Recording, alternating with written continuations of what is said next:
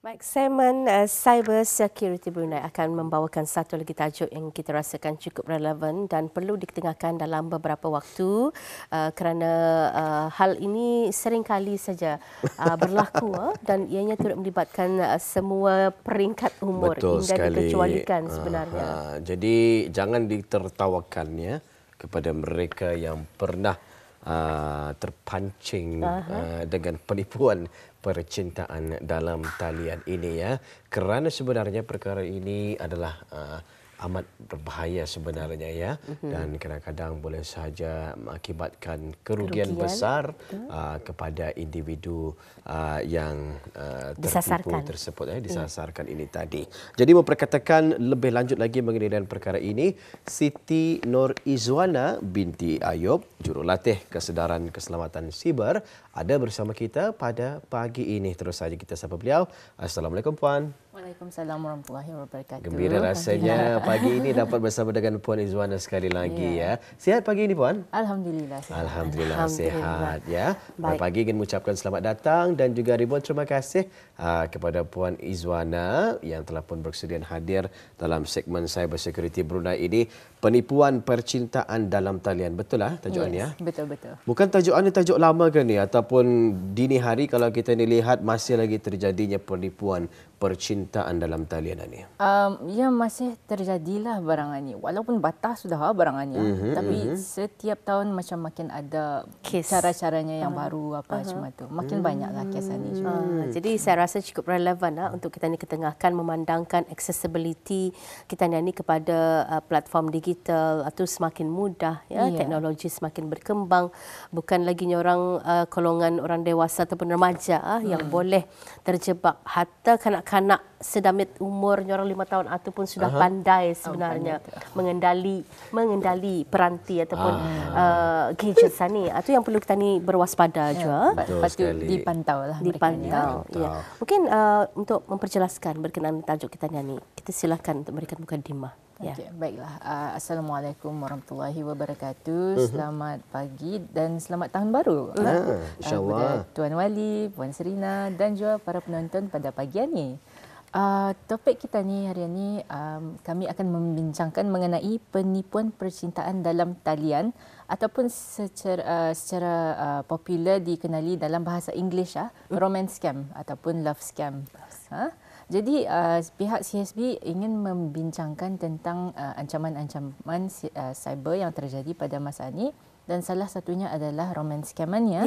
Ya seperti walaupun batah sudah tapi yang macam masih menjadi-jadi. A bit of introduction lah mengenai romance scam ini. Ya mengenai romance scam ini adalah teknik si penjenayah cyber ataupun si penipu memanipulasi mangsa-mangsa secara emosional. Jadi emosional tu selalunya dalam erti kata menggunakan emosi percintaan lah. Cuma tu Jadi diorang menjalinkan hubungan yang palsu dan diorang sebenarnya mahu sesuatu seperti wang ataupun maklumat peribadi. Itu antara lain yang perlu kita ni faham apa yang dimaksudkan dengan love scam ataupun romance scam, penipuan percintaan di dalam talian. Selalunya kelazimannya golongan bagaimanakah yang menjadi sasaran ataupun mangsa kepada romance scam ini? Baiklah. Jadi sasarannya mangsa-mangsa ni sebenarnya kalau dulu kebanyakannya warga emas. Tapi mengikut tren-tren sekarang ni kebanyakannya kesnya semua orang boleh menjadi mangsa. Macam siapa saja si penipu tu dapat manipulate, dorang ia tak boleh jadi mangsanya tu. Tetapi antara ciri-ciri mangsa romance scam ni, pertama sekali adalah mangsa tu merasa kesunyian ataupun kesepian, nada dengannya bercakap macam tu. Yang kedua, mangsa ni mempunyai kemurungan, merasa macam depressed lah macam tu. Yang ketiga adalah mangsa yang kehilangan pasangan hidup. Jadi sekiranya ia ada masalah ke apa, nada dengannya bercakap. Jadi si penipu ni yang mengambil kesempatan cuma tu. dan seterusnya mempunyai masalah dengan pasangan mereka juga yang bangsa ni. Jadi di sana si penipu tu mengambil kesempatan macam memanisi seseorang lah macam tu. Jadi itu faktor-faktor yang sebenarnya boleh menjadikan seorang itu terjebak. Ya, terjebak. Jadi maksudnya di sini ia tidak hanya tertumpu kepada mereka yang single kan ya. Bukan single saja. Boleh saja single.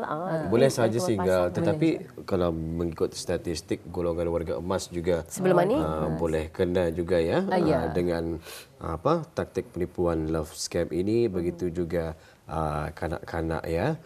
Kalau puan boleh memberikan gambaran ya ataupun mungkin senario penceritaan bagaimana romance scam ataupun love scam ini boleh berlaku. Baiklah. Jadi selalunya ada macam cycle-nya lah romance scam-nya. Si penipuan ni sebenarnya diorang ni macam modus operandi, ada operation center-nya membuat romance scam ni.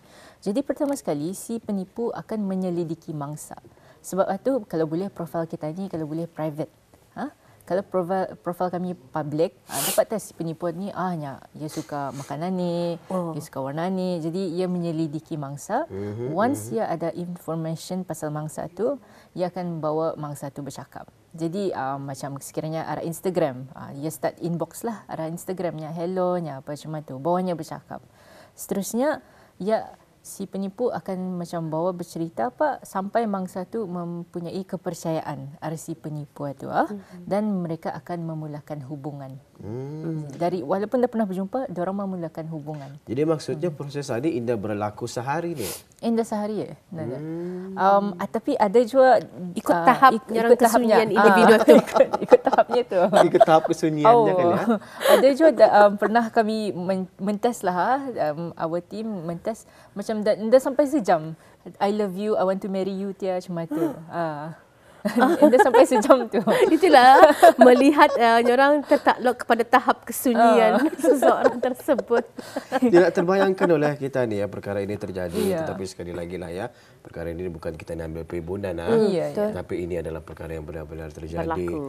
Dan kita ni mendengarkan sehingga mentransfer duit beribu-ribu ringgit kepada kekasih dunia mayanya. Walhal yang sebelah itu rupanya laki-laki sama laki-laki menyamar jadi perempuan dan juga sebagainya.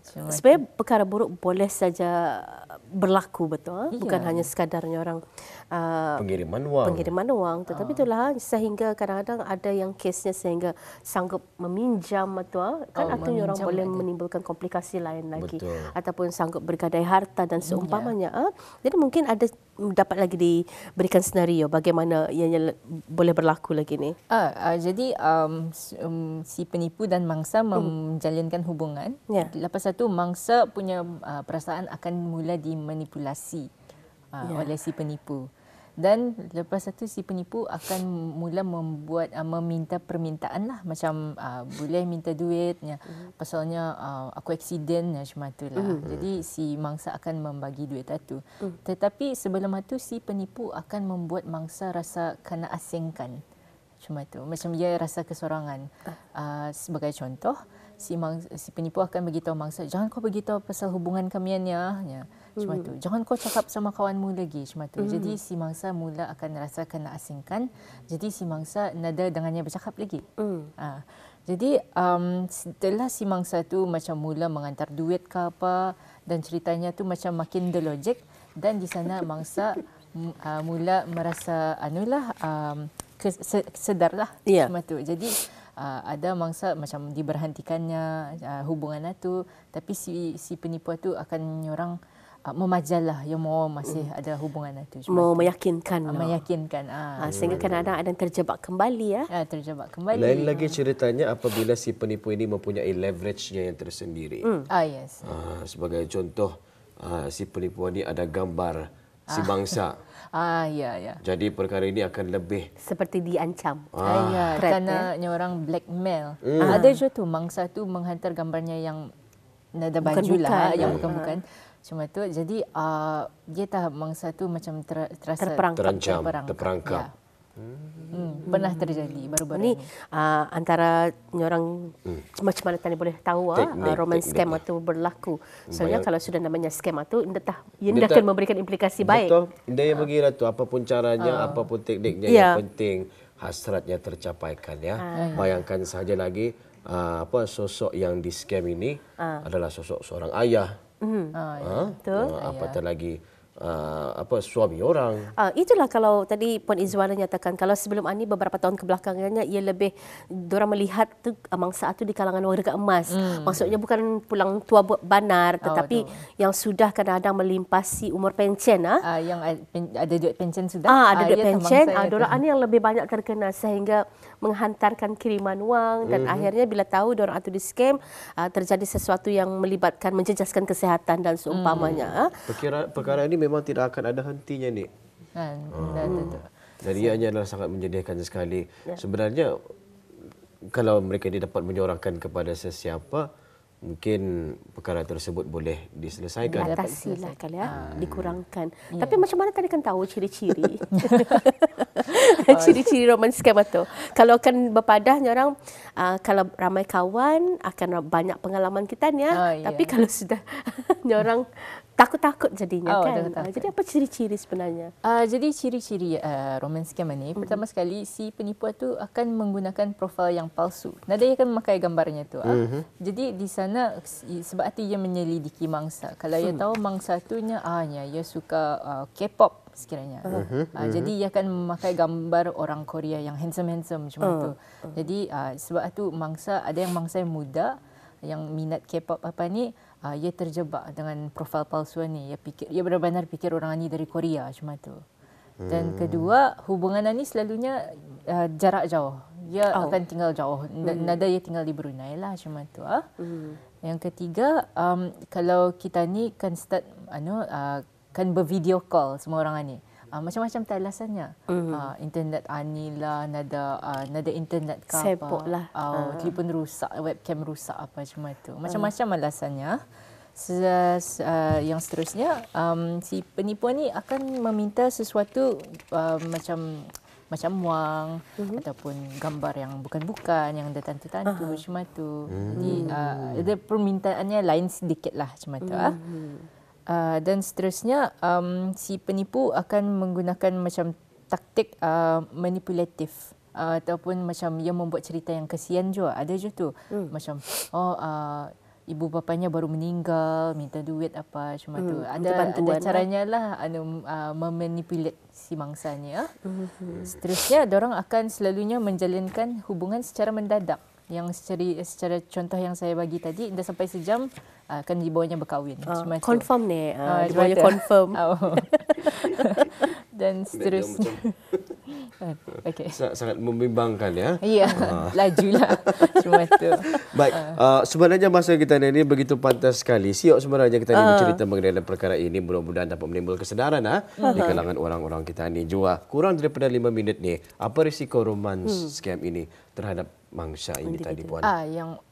Yang pertama sekali, kerugian kewangan. Ada orang hilang sampai beratus ribu apa macam tu. Pernah terjadi. Seterusnya, emosi mangsa ni terganggu. Okay. Yang ketiga, pencurian identiti. Sekiranya mangsa bagi kredit kad number, IC number apa. So, identitinya boleh kena pakai. Seterusnya, mangsa akan rasa terasing, kesorangan. Reputasi mangsa boleh terjejas juga. Macam kalau ia kena blackmail. Dan ada mangsa boleh penglibatan kes haram juga. Ataupun mangsa ni menjadi mangsa ugutan. Dan terakhir sekali, ini yang paling macam kesian lah. Mangsa akan indah lagi ada rasa percaya arah cinta tu macam tu. Berimpak yang lebih negatif lah lebih kesemuanya. Macam itulah. Itulah yang saya nyatakan, lebih kesian apabila ia akan berimpak kepada keadaan kesehatannya. Kerana terlalu memikir hidup sudah tidak menjadi tenang kerana dirugikan ataupun ditipu sehingga ratusan ribu. Orang jantahkan menyabut ribu, rasanya ratus pun sakit kepala kalau hilang. Dan mungkin dalam hal ini juga secara ringkas kes termuda yang ada diadukan kepada bis kita yang terkena dengan love scam ataupun romance scam di negara kita ni. Sepengetahuan Puan. Yang paling muda, anda ingat berapa pelanggan, tapi ia teenager, remaja. Remaja masih. Ia benar-benar fikir dengannya bercakap tu orang Korea macam tu. Oh, jadi sehingga kepada peringkat menghantar wang. Menghantar tapi duitnya macam 2-300. Dia remaja, jadi tapi ada duit dalam 2-300 macam tu, dihantarnya duit itu. Tapi walaupun orang amountnya tu dilihat macam tu, masih orang menggusarkan kita ni sebagai indong masih. Jadi bangsa penipuan. Apa nasihat dan juga langkah berjaga-jaga untuk tidak menjadi sasaran? Pertama sekali, ini langkah berjaga-jagalah. Pertama sekali, kita ni mesti jaga privasi kita ni. Kalau boleh profil kita ni private. Ya. Yang kedua, kalau kami arah media sosial, jangan tak overshare segala informationannya, di mana kami tinggal apa macam tu. Dan kalau kita ni kan mengenali seseorang secara online, ambil masa, jangan terburu-buru lah. Jangan terus I love you, jangan tak macam itulah. Dunia belum berakhir, bah. Ya, tak. Yang seterusnya, kalau boleh dapatkan pendapat kedua. Kalau dengan kita ni bercakap tu start minta duit ke apa, kami mesti ada pendapat kedua. Yang seterusnya, hindari mengirim wang kepada orang yang dikenali. Sekiranya nama orang itu si Ali, tapi tempat mengantar duit ni namanya si Aminah dia. Selalunya si penipu memakai nama orang lain lah. Betul. Apa ni penyewaan akaun? Penyewaan akaun. Satu scam je tu. Macam itu juga. Dan seterusnya, ini yang last sekali, jangan percaya pautan yang kena bagi ataupun link yang kena bagi oleh penipu. Kalau boleh jangan muat turunlah file yang diorang bagikan itu macam itu. Baik, di mana boleh mereka mengadukan ataupun orang mendapatkan konsultasi, sesuatu yang boleh membantu mereka untuk menghubungi pihak BIS kita? Jadi kalau ingin mengetahui maklumat lebih lanjut ataupun ingin membuat aduan, mencari nasihat ke apa, boleh menghubungi pihak BRUSET ataupun Cybersecurity Brunei juga melalui email reporting@bruset.org.bn ataupun telefon arah hotline kami 245 8001 ataupun WhatsApp boleh juga 71707666.